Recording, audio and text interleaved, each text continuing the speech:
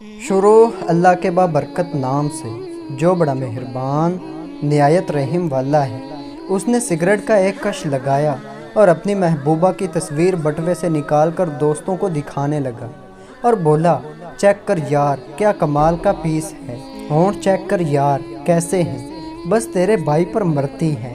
ایک دوست بولا، شادی کا ارادہ ہے؟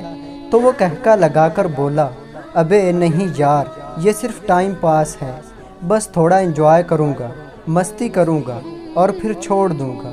میں گراؤنڈ میں پاس ہی بیٹھا ان کی باتیں سن رہا تھا، فوراً اٹھا اور ان کے پاس چلا گیا اور اس لڑکے سے بولا، کیا تم یہاں سب کے سامنے اپنے کپڑے اتار سکتے ہو؟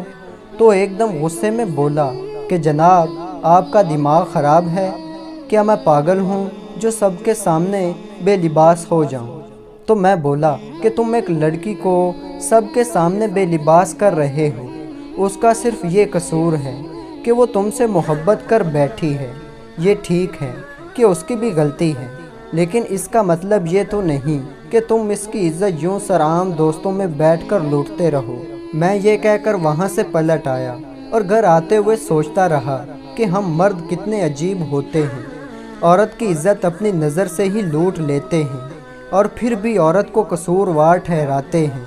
جس مرد کے لیے محبت صرف لباس اتارنے کا نام ہو تو اس کی نظر میں اس کی محبوبہ اور طوائف میں کوئی فرق نہیں، اور ایسے مرد کبھی اچھے شوہر نہیں بن سکتے۔